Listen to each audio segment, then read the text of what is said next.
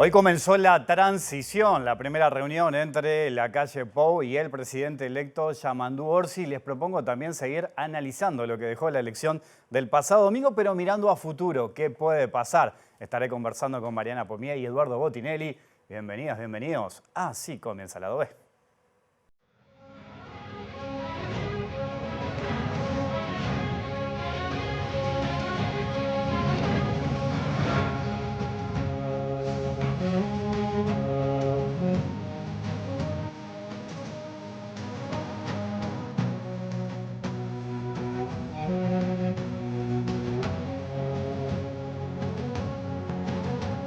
¿Cómo se vive la transición en Uruguay?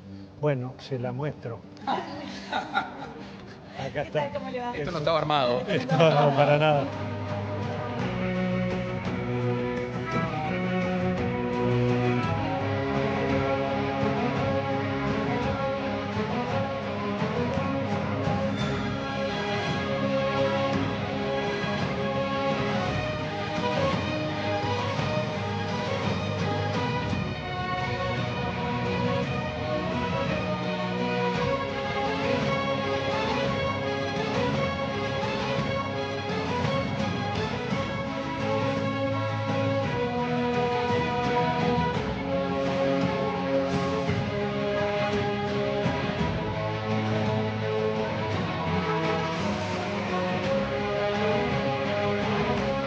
Buenas tardes para todos.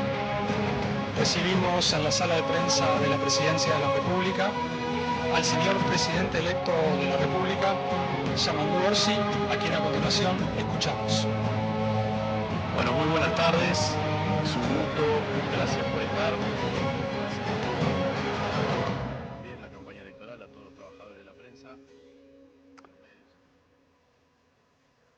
Y de varios temas vamos a hablar esta noche en vivo aquí en Lado B, en la pantalla de TV Ciudad, con dos invitados de lujo. Saludo primero a Mariana Pomier, directora de Cifra. Mariana, un gusto tenerte por acá. ¿Cómo andás? Muchas gracias. Bueno, un Gracias gusto por la tenerte acá. invitación. La primera vez que estás en Lado B. La primera vez que vengo a la Un OE. gusto recibirte por acá. Muchas gracias. Y a Eduardo Botinelli, director de Factu. ¿Cómo andás, Eduardo? ¿Cómo andás, Wilmar? Bien, ¿Todo vos bien? me visitaste el primer día de la OE, ¿te acordás? Hace como ya, mucho tiempo. Inauguración de Éramos la muy OE. jóvenes nosotros en ese momento. Bueno, ¿durmieron algo? ¿Pudieron dormir algo del domingo? No, no mucho. Poco. Poco. Poco. Bueno, pero están acostumbrados en este tema. Mucho hablábamos antes de la elección, ¿no? De la fuga de votos, del comportamiento de los indecisos. Bueno, a raíz de los resultados, ¿a qué conclusiones llegaron? A ver, Mariana, empiezo contigo. Bueno, todavía estamos haciendo autopsias porque hoy, cuando dejé la oficina, Montevideo no tenía el 100% Claro. del voto del escrutinio departamental. Pero bueno, primero hubo fuga de votos. ¿Sí? Eso que se trató de evitar y que además nos convencimos todos, porque era tan contundente la salida de la coalición diciendo que acá no se va nadie, que los votos se quedan, que yo creo que hubo también como un clima de que se generó de que efectivamente los estaban reteniendo y los que querían ser retenidos, yo lo leo ahora a la luz, miro para atrás mis encuestas, les costaba confesar que ya se habían ido. Ajá. Porque era como una traición muy fuerte, ¿no? Era un discurso fuerte, pero indudablemente hubo fuga de votos, en algunos departamentos una fuga importante de votos.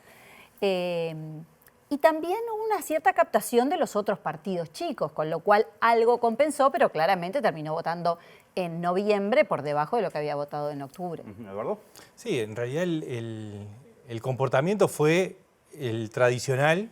La única duda inicial que había era cuál era la magnitud que podía haber con respecto a lo que hemos visto sistemáticamente en las elecciones de segunda vuelta con respecto a la primera. Es decir, bueno, un grado de captación de quien tiene más de un partido detrás menor a la suma de esos partidos en la primera vuelta y el candidato del Frente Amplio creciendo con respecto a la primera vuelta. Eso fue sistemático y esta vez se repitió.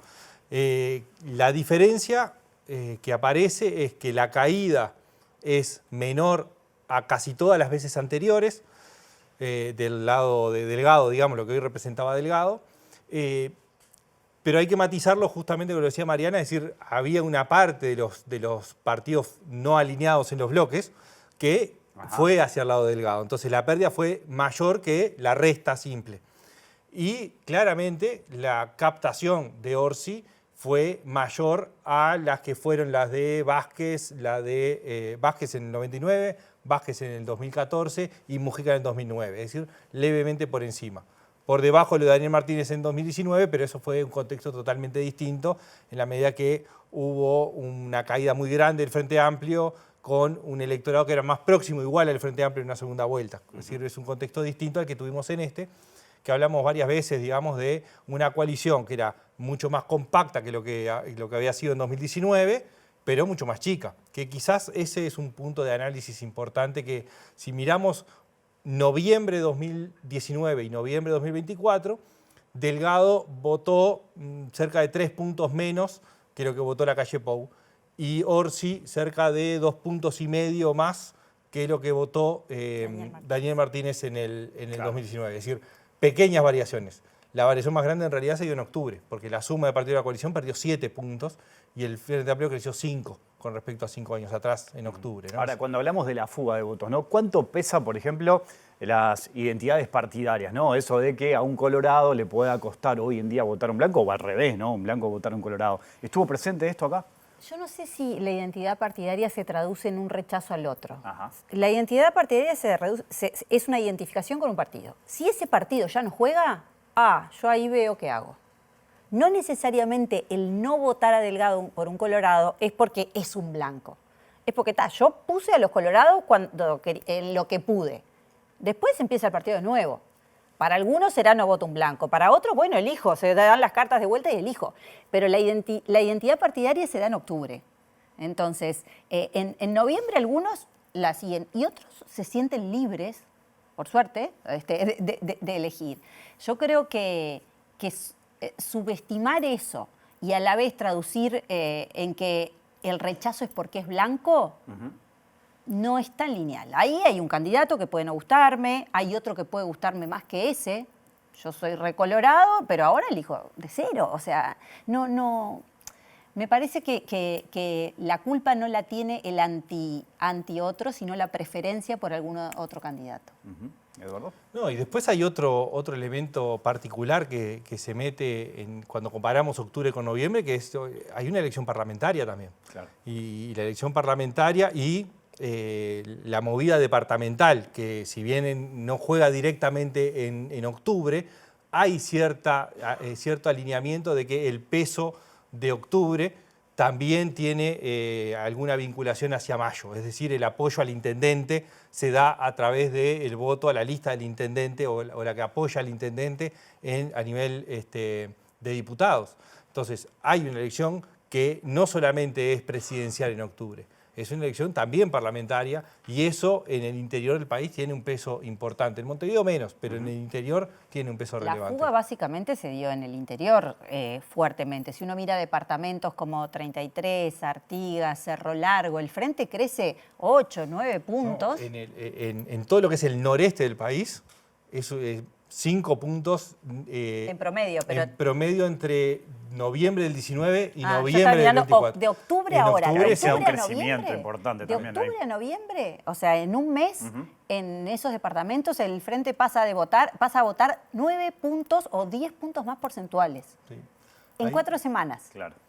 Ahí es interesante para análisis posteriores porque claramente, por lo menos en términos iniciales, aparece esos vasos comunicantes que vimos en su momento, de pérdida del Frente Amplio hacia el lado de Cabildo Abierto, y en el año 2019, entre octubre y noviembre, en esos mismos departamentos tuvo un crecimiento importante, dentro de lo normal, pero levemente por encima.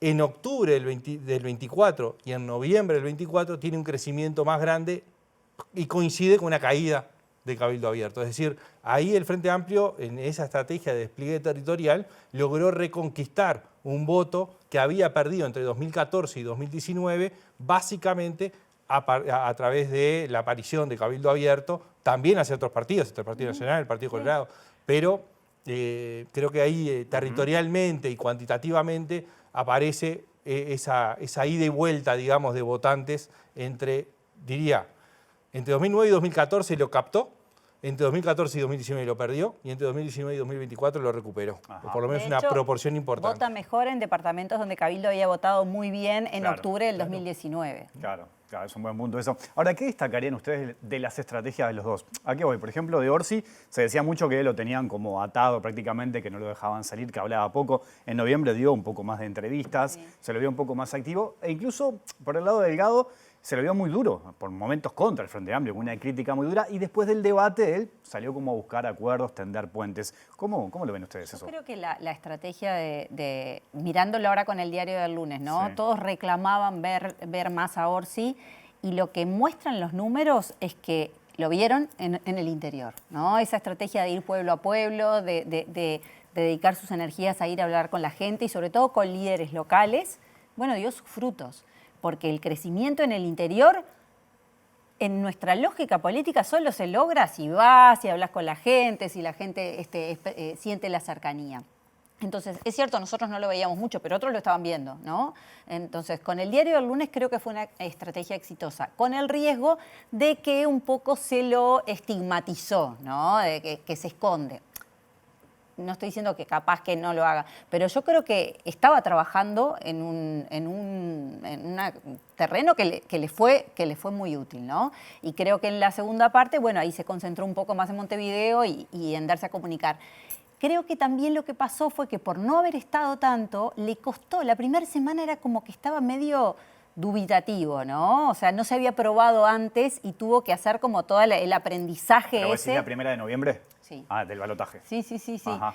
Como que al principio estaba, y después fue cobrando fuerza, en el debate estuvo muy bien, en las notas que dio estuvo muy bien, y culminó con el discurso de triunfo, que fue un discurso sumamente articulado, se lo acusaba de no leyó, habló articulado, expresó, lo hizo muy bien y se conectó muy bien con la gente. Entonces yo creo que eso fue ganando, que capaz que si hubiera empezado un poquito antes en ese tipo de cosas hubiera llegado capaz que más suelto, pero en realidad si uno mira la estrategia que hizo en el interior fue exitosa. Eduardo, ¿cómo lo ves? No, creo que el Frente Amplio fue aprendiendo de sus errores del 2019, de las internas, en la forma posterior, cómo tramitó el tema de la fórmula presidencial, cómo encaró la campaña, pero que arrancó antes. Creo que hubo una de las cosas que no hubo en 2019, una articulación clara y estratégica de una campaña trazada desde el Frente Amplio y continuada del comando de campaña de la candidatura. Arrancó esto con el Frente Amplio Te Escucha. El Frente Amplio Te Escucha empezó la campaña electoral de alguna forma continuando esa misma línea, ¿no? Es decir, eso de las recorridas, eso de visitar los pueblos, de contactar con la gente. Impulsada por el presidente del Frente Amplio, ¿no? Claro, Fue quien impulsó, Fernando Pereira, fue el que planteó el tema del FATE Escucha, la autocrítica. Yo creo que la autocrítica no fue tan profunda, pero sí la estrategia, con lo cual se articuló hacia adelante. Entonces, creo que ahí hay una serie de elementos de ganancia clara que el Frente Amplio aprendió de sus propios errores. También el caso de Orsi, creo que él dejó crecer un poco por demás esa caricatura que se fue armando. Creo que incluso quizás hasta le jugó un poco contra en octubre. Pero también es verdad que al salir en noviembre, también logró un efecto de decir, bueno, entonces la caricatura no era tan así, es decir, como salió más firme, más contundente, como que generó un efecto más de solidez que no tenía.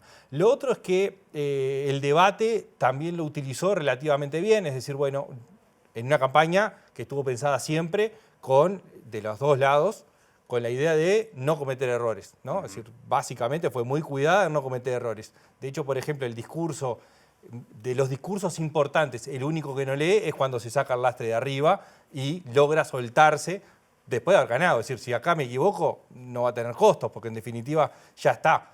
Y porque cuidó mucho, profesionalmente, cuidó mucho las palabras, cuidó mucho qué quería decir, cómo lo quería decir, cómo iba a articular los discursos, y lo mismo que en el debate.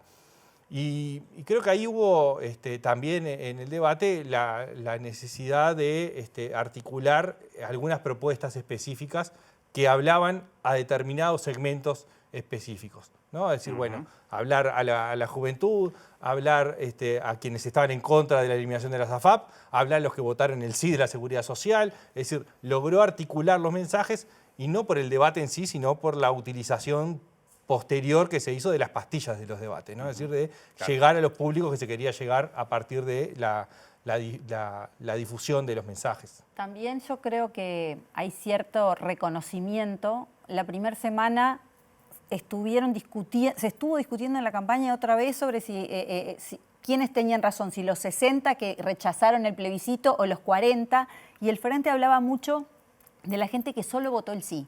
Y si uno mira cómo bajan los votos en blanco, Claro.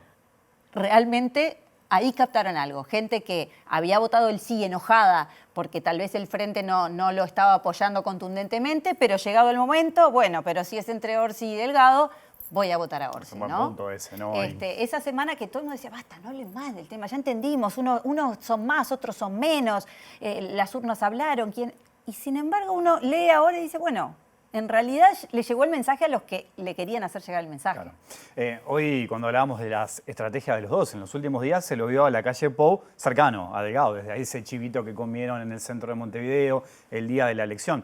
Queda claro que el nivel de popularidad que tiene el presidente es muy alto, ¿no? Seguramente cierre su mandato con un nivel alto. Lo otro claro es que es muy difícil poder trasladar esa popularidad a otro candidato, ¿no? Y la pregunta es, ¿hasta qué punto esa cercanía de la calle Pou no terminó perjudicando a Delgado? ¿Cómo lo ven eso?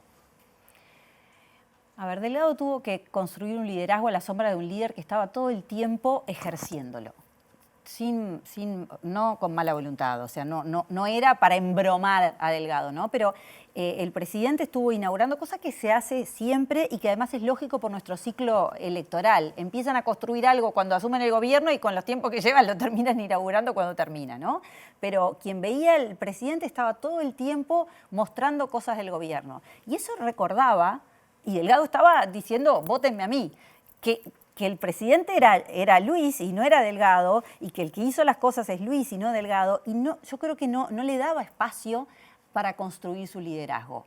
Yo no creo que el problema haya sido que fue a comer un chivito. Yo creo que el problema es que Delgado no logró ganar el lugar del líder que iba a ser presidente y coordinar la coalición. No había espacio para él en eso. Sí, yo creo que el tema de Delgado es que no tenía posibilidad ninguna de construir liderazgo y sí candidatura o estatura presidencial. El liderazgo no estaba en disputa. Entonces, como el liderazgo no estaba en disputa y estaba en otro lado, hacía que su lugar fuera incómodo. Pero además él tuvo instancias donde se minimizó indirectamente, porque el 30 de junio, cuando gana la interna en una forma aplastante, toma la decisión de que la fórmula sea compuesta con Valeria Ripoll. Apenas anuncia Valeria Ripoll, dice, hablé con Luis Lacalle Pou, que va a encabezar la lista. El 27 de octubre, cuando es el que se erige como líder de la coalición para la segunda vuelta, dice, hablé con mi amigo Luis Lacalle Pou. O sea, la referencia inmediata de traerlo en los momentos importantes que él tenía que ser el centro. O sea, no solamente fue esto que marcaba Mariana en cuanto a la presencia del presidente en su función y además hasta en el límite en algunas cosas de participación en la campaña electoral, sino que además Delgado lo traía recurrentemente. E incluso hizo algunos cambios en su estética de campaña y en el claim de campaña, que pasó de ser el segundo piso de transformaciones a reelegir un buen gobierno. ¿No? Es decir, ahí se pegó más. Ya era bastante pegado el doble clic y la idea de... Pero el segundo piso de transformaciones justamente despega el primero, ¿no? Es decir, está por encima. El reelegir un buen gobierno te vuelve a pegar a este gobierno. Con una idea, y creo que ahí también hubo un tema de diagnóstico no del todo afinado, en el sentido siguiente. La aprobación del presidente Luis Lacalle Pou es una cosa. La evaluación de la gestión del gobierno es otra, en general, y la evaluación de la gestión del gobierno en áreas distintas es otra. El buen gobierno no era el gobierno en su conjunto, no era el gobierno en seguridad, no era el gobierno en salarios. El buen gobierno podía ser en empleo, podía ser en temas de la transformación educativa, que tenía saldos positivos. El buen gobierno era Luis Lacalle Pou, sobre todo. Y eso no es trasladable a una candidatura presidencial que lo que busca es reemplazar eso porque no está reemplazando un liderazgo. Lo que está haciendo es ocupando el rol de candidatura, pero el líder está fuera. Y yo creo que también ahí hubo una cierta desconexión con la gente. Este gobierno tuvo un discurso muy fuerte de éxito. Nos fue bien, hicimos todo bien, estamos bien, la seguridad está impecable y siempre defendiendo números. Y no era la percepción de la gente. Yo no estoy diciendo que el gobierno no tiene la razón, tal vez la tenga, pero lo que tenía que preocuparse no era si los números le daban bien, es qué sentía la gente y por qué la gente no percibía esa bonanza. Lo mismo la economía, ¿no? Esto está bárbaro, estamos creciendo, tenemos el grado inversor. Y la gente dice, yo voy al supermercado y cada vez me sale más caro. Esto no. Entonces había como cierta desconexión en un discurso que parecía construir realidad y una realidad que se enfrentaba a decir, no me suena, yo no lo veo. Y creo que ahí esa pérdida de votos que yéndose un presidente con más de 50% de aprobación, en lo concreto y en la imagen, ves que hay un montón de descontentos en un montón de áreas que la gente dijo, no quiero reelegir este gobierno, quiero otro distinto. Ahora que hablábamos del presidente y de su aprobación, él dijo, ¿no? El 2 de marzo voy a estar haciendo política, por ahí especulamos que va a volver al Senado, él es senador electo. ¿Cómo se lo imagina? Porque eso va a repercutir seguramente también en el gobierno, en la oposición. Por ahí dicen, bueno, ya está empezando a pensar en su candidatura del 2029. ¿Qué lectura tienen de eso? Yo creo que él va a asumir la banca en el Senado porque él tiene que retomar el liderazgo de la coalición. Él siempre fue el líder de la coalición. La coalición existía porque él era el pivot. No había diálogo entre ellos, era él con cada uno. Y creo que va a intentar retomar eso en el Parlamento, que es el lugar natural porque es donde están los candidatos, porque como no son gobierno, van a estar ahí, ¿sí? No por mucho tiempo, después él podrá salir, pero me parece que va a ir a tomar las riendas, de decir, bueno, yo soy el líder de la coalición, vamos a negociar, porque además tiene que tratar de mantenerlos juntos, porque sin duda, el 2 de marzo empieza la campaña Luis Lacalle Pou 2030. Ya en octubre decía coalición 2030, ¿no? Ya en realidad ya tienen el back, ¿no? Vos decís que el 2 de marzo ya empieza con eso, con ese objetivo. Y él es un hombre muy metódico. ¿Se acuerdan cuando perdió la de elección? hecho, Al otro día empezó su trabajo para ganar. Bueno, Ajá. creo que y es parte de su éxito y de su fortaleza. ¿Es verdad? Yo creo que el 2 de marzo del 2026 vamos a tener la típica presentación de quejas y propuestas desde la oposición. Lo hizo en el último gobierno de Tabaré, él al día siguiente él presentaba eso, ¿no? Y creo que es como su método que le funcionó y que es probable que lo tengamos de nuevo, en un contexto distinto, ¿no? Ahí creo que hay muchas discusiones en el medio. Primero, ¿cuándo asume?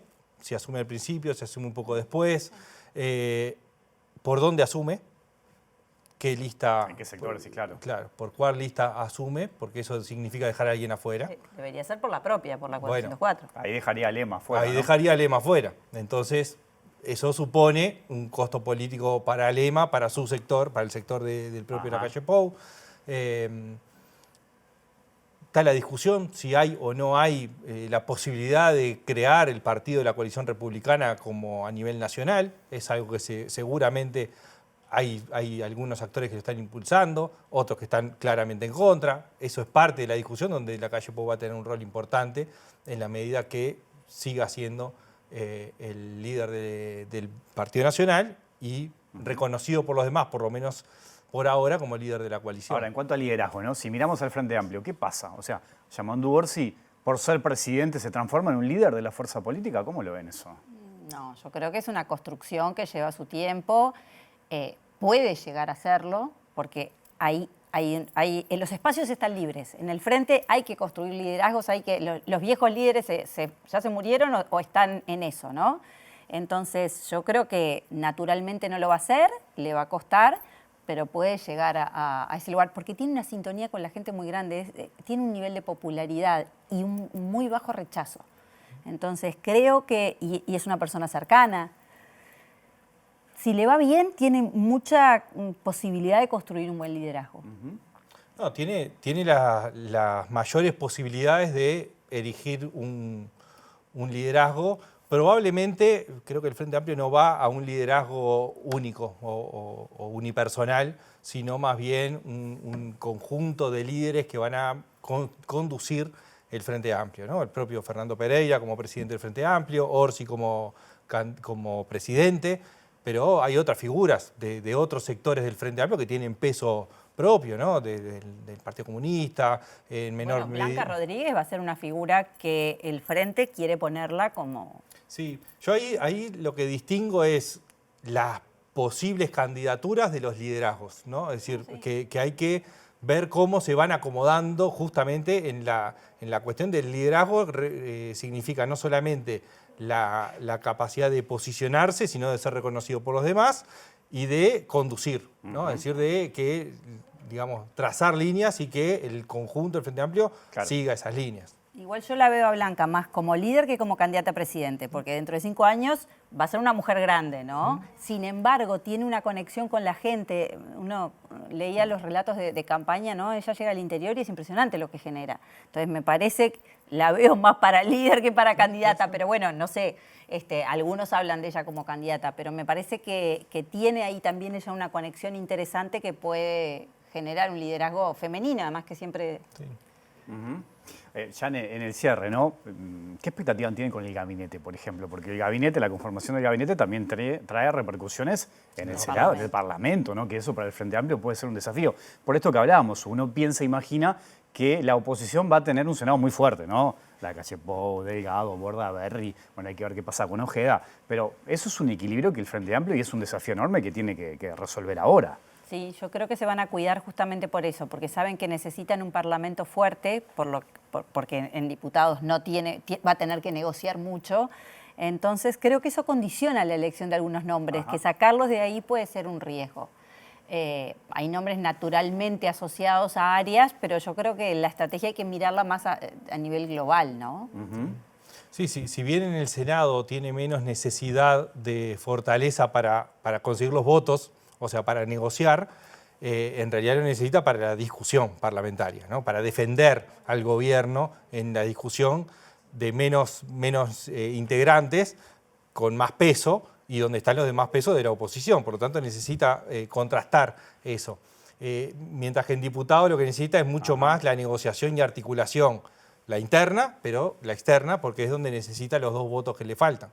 Entonces, creo que ese es un delicado equilibrio que tiene que buscar Orsi en la conformación del gabinete entre el peso propio en el Ejecutivo, la distribución de los pesos internos del Frente Amplio, no mellar demasiado la bancada del Senado y tampoco mellar la de diputados, porque también los cambios en el Senado provocan cambios en diputados, ¿no? Es decir, por los sistemas de suplencia. Claro, Entonces, el tema es que sacar un senador implica que un diputado puede subir al Senado y se te debilita la diputación. Mariana, Eduardo, ha sido un gusto enorme tenerlos por acá. Gracias por esta charla. Muchas gracias. Hasta la Muchas próxima. gracias, nos vemos seguimos. la próxima. Gracias. Tape, y ya seguimos, hay más lado B aquí en la pantalla de TV Ciudad.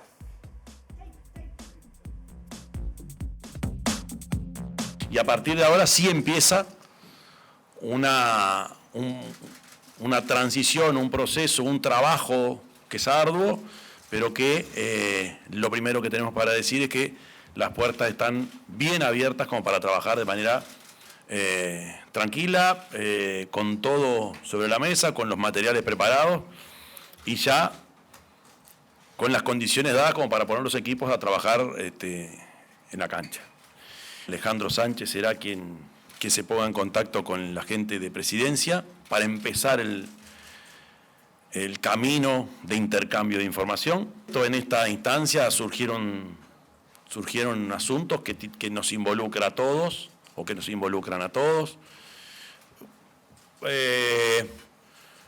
Proyectos que están en proceso de concreción, otros que se vendrán. Por ejemplo, hablamos de cómo está, porque le pregunté, él mismo me lo planteaba, el proceso de saneamiento de las localidades del interior. Temas que de repente uno los conversa en el Congreso de Intendentes, pero estuvo muy bueno poderlo plantear acá.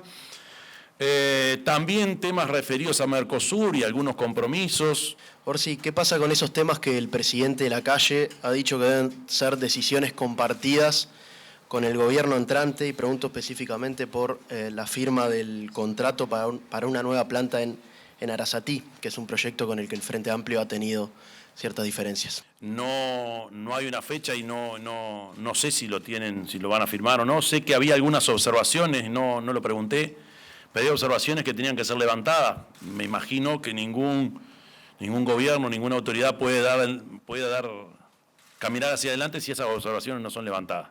A mí me pasa que hay algunos aspectos del proyecto que no me terminan de convencer. Yo no tengo todavía nombres para plantear, más allá del que ya resolvimos, que es el de Gabriel Odone en Economía y, por supuesto, a partir de hoy, Alejandro Sánchez en Presidencia, la Secretaría concretamente.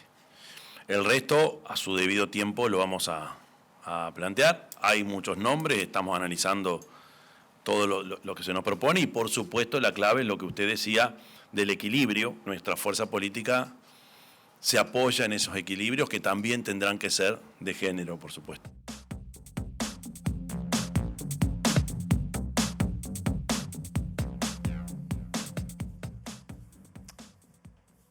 Y seguimos adelante aquí en Lado B, en la pantalla de TV Ciudad, hablando de política, mirando hacia el futuro y mirando qué es lo que puede pasar. Y acá ya me acompaña la senadora electa del MPP, Lucía Echeverri. ¿Cómo estás, Lucía? Un gusto verte por acá. Muchísimas gracias por la invitación, un gusto estar siempre. Bueno, recién con Mariana Pomier y Eduardo Botirelli hablábamos de todo lo que pasó, lo que se viene. Hablamos de un gabinete. ¿Estoy hablando con la futura ministra de Vivienda? No. Era la pregunta del millón esa, Lucía. Sí, estos días Es lo que te pregunto. Yo no sé cuántas veces te lo preguntan por día eso. Estos días se ha repetido, pero no hubo nunca además ningún cargo en conversación con Yamandú en su momento. Integramos equipos como otros compañeros y compañeras y tampoco ha habido ninguna conversación en estos días.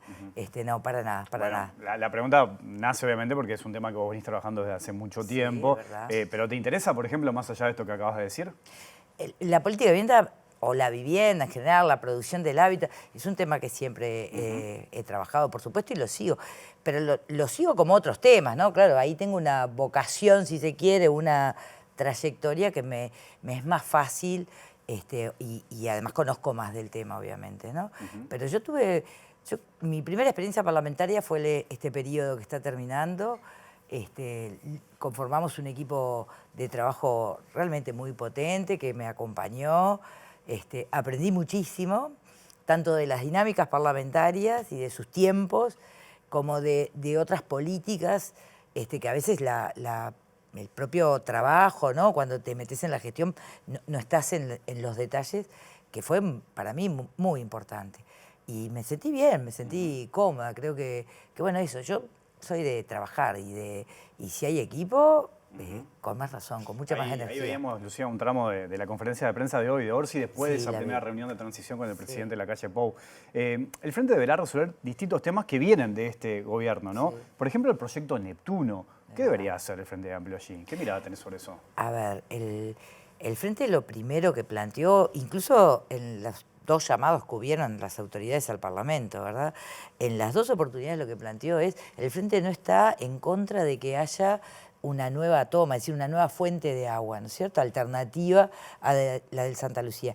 El problema es que este no es el camino, tiene observaciones técnicas muy importantes, tiene además problemas desde el punto de vista económico-financiero, tiene dificultades también desde el punto de vista ambiental y no resuelven el problema porque estaría pudiendo abastecer 1/3 de la población. Y además, durante momentos que va a tener que parar, por eso la necesidad de tener un polder, porque bueno, hay eventos de salinidad que impedirían la posibilidad de tomar agua de ahí. Entonces, por donde se lo mire, tiene debilidades y dificultades que han sido expresadas con mucha solvencia por distintos científicos, por las propias organizaciones especializadas en el tema, por la sociedad en su conjunto. Hubo una audiencia a la que pudimos ir, incluso gente de la comunidad, productores, que se veían afectados no solamente desde el punto de vista de sus tierras, de alta productividad y sobre todo en granos, sino también por lo que eventualmente podría afectar el acuífero Raigón, ¿no es cierto? Entonces, yo creo que en este momento, más las medidas cautelares que obviamente se levantaron y que desvincularon poquito, ¿no? muy poquito. Creo que lo más sensato que planteó el presidente de OCE fue no avanzar. Y yo creo que en una inversión de estas características, que es muchísimo dinero, ¿no? Estamos hablando cerca de 60 millones de dólares al año y por 18 años, donde además hay también cuestionamientos constitucionales, porque acá la ciudadanía, por democracia directa, planteó que el agua es un servicio público y lo debe dar una empresa pública que es OCE. Y acá todavía está en discusión ese esquema entre mantenimiento y operación de la planta y quién brinda el servicio.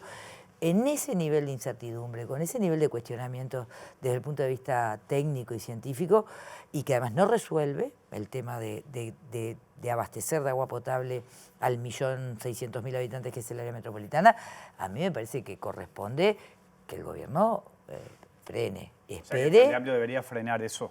Este gobierno debería frenarlo, no debería firmarlo, por más que tenga ahora, me parece. Ahora tiene la posibilidad de firmarlo, Ahora ¿no? lo tiene.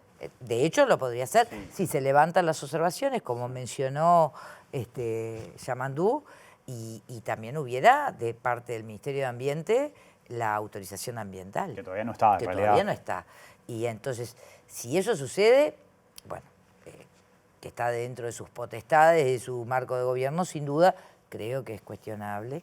Y yo creo que el Frente, como lo planteó Yamandú, hay que sentarse a la mesa, buscar otras alternativas y analizarlas. Hablábamos de vivienda, hoy es un tema sensible para nuestro país, ¿no? Obviamente por un montón de factores. Este gobierno en su momento prometió 50.000 viviendas, ¿no? Después ya sabemos lo que pasó con Irene Moreira al frente de esa cartera y su salida. Más allá de lo que plantea el Frente Amplio en sus bases programáticas, ¿cómo se mejora este tema? ¿Dónde se debería poner el foco ya desde el 1 de marzo, el 2 de marzo? Sí, pero coincidimos, ¿no?, con las bases programáticas, además también fueron construidas con miles de personas.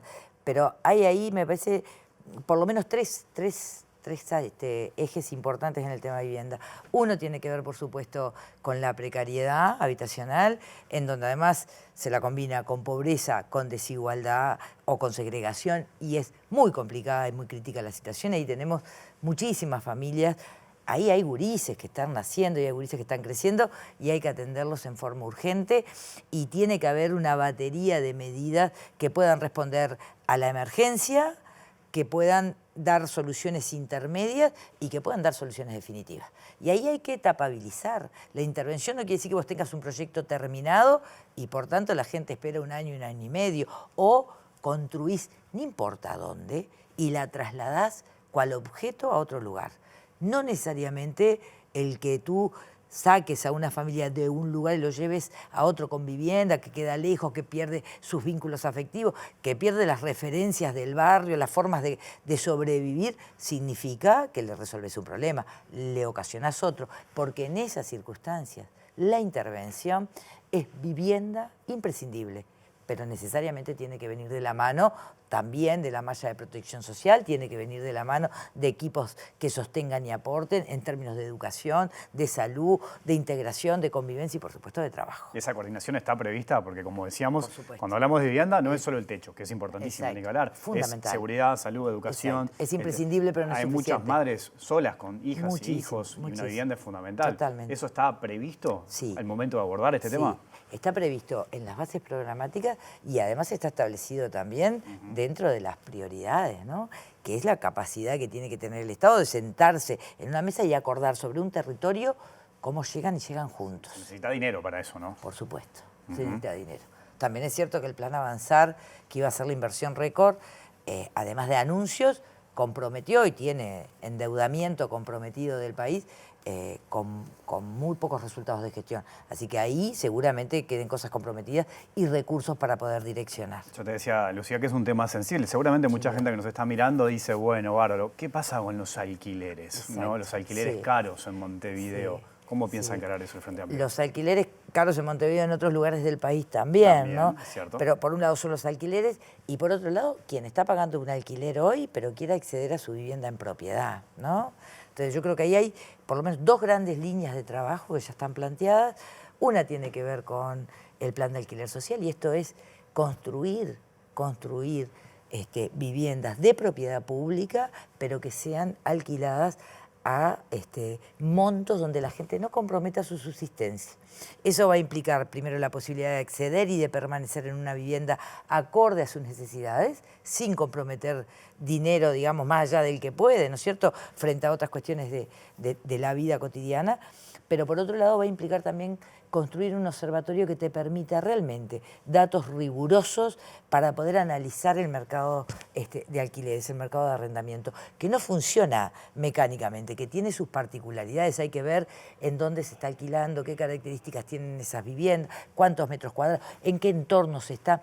Eso es lo que va a permitir también ir generando otras herramientas que permitan incidir a los efectos de que podamos tener una mayor capacidad de acción en el mercado de arrendamientos. Y en el otro lado, el plan de primera vivienda, porque vos tenés gente que está pagando un alquiler, pero no tiene el ahorro previo. Hoy Ese quien es un paga... gran problema, ¿no? Es un gran obstáculo para un montón de personas. Eso es un gran obstáculo que algunas de las autoridades actuales plantearon, bueno, lo levantamos porque exigimos menos. Sí, pero se exige una doble hipoteca, ¿no? Eso implica que un familiar o alguien tiene que hipotecar su vivienda para respaldarte, cuando en realidad el Estado tiene que darte una mano, tiene que estar ahí. Tú estás pagando una cuota, el ahorro previo no puede ser la restricción. Sobre todo porque si tenemos un sistema público, tienen 3 herramientas fundamentales a combinar. El subsidio a la cuota, que es acompañar la situación de la familia en términos de ingreso, ¿verdad? Y va a pagar la cuota aparte que le corresponda sin afectar su subsistencia. Si mejora y tiene un ingreso mejor, podrá disminuir el subsidio, tiene un problema de salud, perdió un trabajo, lo que fuera que cambie su situación justificadamente y evaluado, puede aumentar el subsidio. O el subsidio al capital, que es justamente eso, cubrir ese monto de ahorro previo que mucha gente no llega, ¿verdad? Aunque estemos hablando de 8 o 10 mil dólares, muchísimos no llegan. Y por otro lado, gente que tiene esas condiciones, pero la cuota que puede pagar afecta un poquito más de su ingreso y por las características del sistema financiero no estaría permitido. Bueno, ahí hay un fondo de garantía que tiene que empezar a operar. Esto es poner al sistema público de vivienda en forma organizada, en forma ordenada, a respaldar a la gente y no trabajar solamente hacia el mercado, digamos, ¿no? Esto te lo he comentado, te lo he preguntado más de una ocasión, pero lo vuelvo a traer, ¿no? Pensando que Frente Amplio va a asumir y que probablemente encare este tema, el de las viviendas abandonadas, ¿no? Que podemos encontrar acá en Montevideo, pero en todo el país en realidad. ¿Qué va a pasar con eso? En todo el país. Y también es verdad que se trabajó durante 3, 4 años en un proyecto de ley que finalmente se aprueba en el 2018, donde además de participar buena parte de la sociedad civil organizada, gente muy vinculada al tema, también participaron la academia, también participaron los distintos partidos políticos, finalmente se aprueba, ¿no?, la ley para la recuperación de inmuebles abandonados o degradados, y el único organismo que trató de avanzar fue la Intendencia de Montevideo. Entonces yo creo que ahí hay que poner a andar esos instrumentos, que además no están afectando el derecho de propiedad. Está consagrado en la ley, en la Constitución, nadie lo va a atacar, al contrario, el proyecto de ley justamente previó para que pudiera intervenir en situaciones donde no hay propietarios conocidos o no hay un propietario que se esté haciendo cargo real de la función que tiene ese bien, que lo establece la ley, ¿no? La obligación, tú tenés el derecho de propiedad, pero tenés la obligación de cuidar ese bien. Y ahí tenemos en la ciudad fincas que están generando otros problemas, desde el punto de vista sanitario, ¿no es cierto?, desde el punto de vista de la seguridad, desde el punto de vista urbanístico, que perfectamente, con procedimientos claros, con garantía, con intervención de los juzgados, podrían nuevamente cumplir su función. ¿Cuál sería el destino de esas viviendas recuperadas, digamos? Fundamentalmente el reciclaje. Ajá. No solo, ¿no?, pero fundamentalmente el reciclaje de esas fincas. Tenemos un ejemplo en Montevideo en la década del 90, que es toda la zona de Palermo, ¿no es cierto?, con fincas de fines del 1900, ¿no?, esa tipología que era, la denominan chorizo, ¿no?, pero vos entrás, tenés 2 habitaciones, el patio central, perfectamente admite el reciclaje de 4 o 5 unidades, y eso pues está presente en todo el país, incluso más. Cuando uno piensa en que el Estado se asocie para construir y dar respuestas, siempre piensa en una empresa. No necesariamente. Podemos pensar perfectamente que el Estado puede asociarse con una familia que teniendo una finca, una propiedad de estas características, no la está pudiendo mantener, pierde valor, pierde patrimonio, pero además tiene impactos negativos en donde está ubicada. Bueno, ahí se puede perfectamente recuperar eso, densificar, aprovechar una inversión que ya tiene el país ahí, de saneamiento, de calle, y empezar a densificar y además a generar heterogeneidad socioeconómica. La gente tiene derecho también a vivir en desarrollos urbanos equilibrados que le permitan acceder al teatro, al cine, a la plaza, al transporte público, ¿no? A la escuela. Es empezar a mirar en forma mucho más armónica el desarrollo de la ciudad. Hablas de desarrollo de la ciudad, es un punto interesante ese, porque hablamos de vivienda, de construcción, del territorio y del ambiente también, ¿no? El de cuidar ese equilibrio, porque también está ahí en juego la conservación de parques, de lugares importantes. ¿Cómo se debería encarar eso? Sí, tiene que haber un equilibrio, ¿no? Con espacios públicos de calidad, con espacios públicos que tengan una expresión ética respecto del territorio y de la gente, pero también estética, ¿no? Ahí tiene que haber posibilidades de que brinden o que sean multifuncionales y tiene que ser en toda la ciudad. Tenemos que tener espacios públicos. Creo que Montevideo ha hecho un avance importante. Canelones ha construido muchísimos espacios públicos también, sobre todo del 2014 en adelante, cuando pudo también tener mejores condiciones de inversión y de ampliar, ¿verdad?, resueltas necesidades imprescindibles. Y se llenan de gurises chicos, de jóvenes, de adultos mayores. Hay cancha de bocha, hay un polideportivo, hay una pista de patinaje. Eso genera nuevamente recuperar el espacio público en forma realmente de una convivencia mucho más cuidada. Lucía Echeverri, senadora electa y quizás futura ministra de Vivienda, gracias por tu tiempo y tu visita esta noche. En estos temas hay que prepararse, sí, por supuesto. Esto el presidente tiene la definición, lo tiene que hacer con tranquilidad y yo estoy muy contenta de poder aportar desde el Senado, realmente. Gracias por tu visita. Al contrario, un gusto. Hacemos una pausa, ya seguimos, además la veo aquí en la pantalla de Ciudad.